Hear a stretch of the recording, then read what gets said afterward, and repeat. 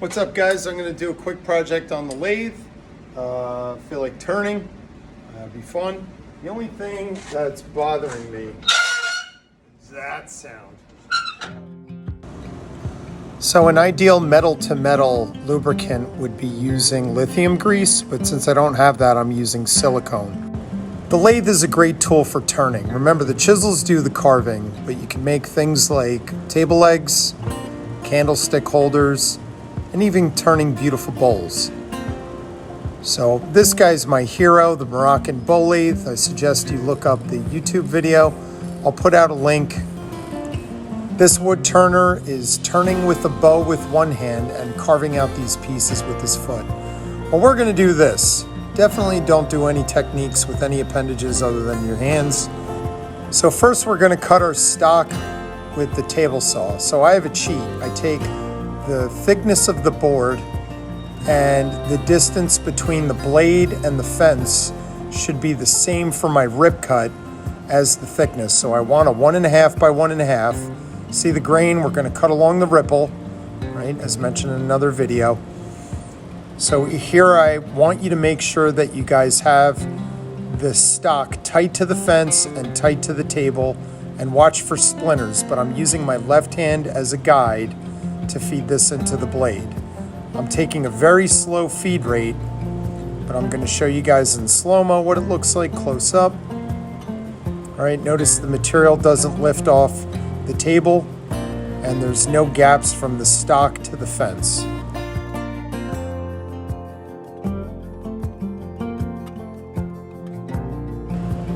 Now here's a zoom in of the regular pace that you're going to be going for the feed rate. I'm using a push stick to bring the stock. I don't move the push stick left to right so I don't nick the blade. We want to avoid kickback. And then this is high speed. All right, so then I make a mark to find center. So now let's head over to the miter saw. And I'm making two lengths the same. So I'm going to start with one. For this one, I mark it out at 15.25. I cut it on the miter saw, make sure I'm tight to the fence, tight to the table.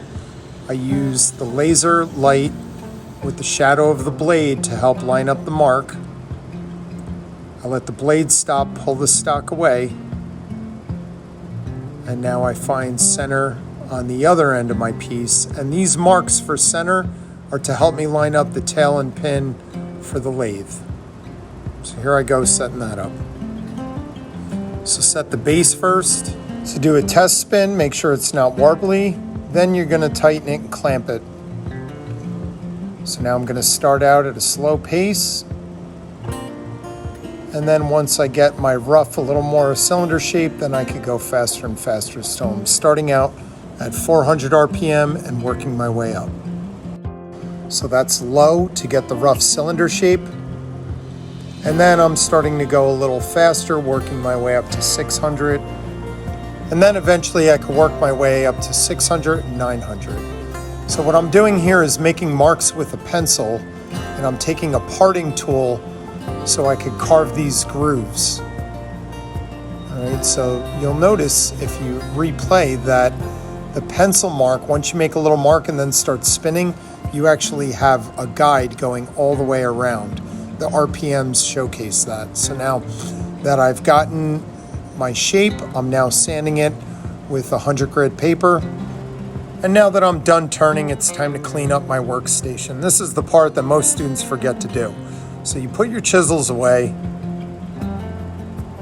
So again, we use the gouge chisel for the rough. We use the parting chisel for doing the grooves. And then I use the skew chisel for doing the angles. So I hope you guys enjoyed watching the video. Here's a picture of the final product, and the piece on the bottom is the stock. Have a good one.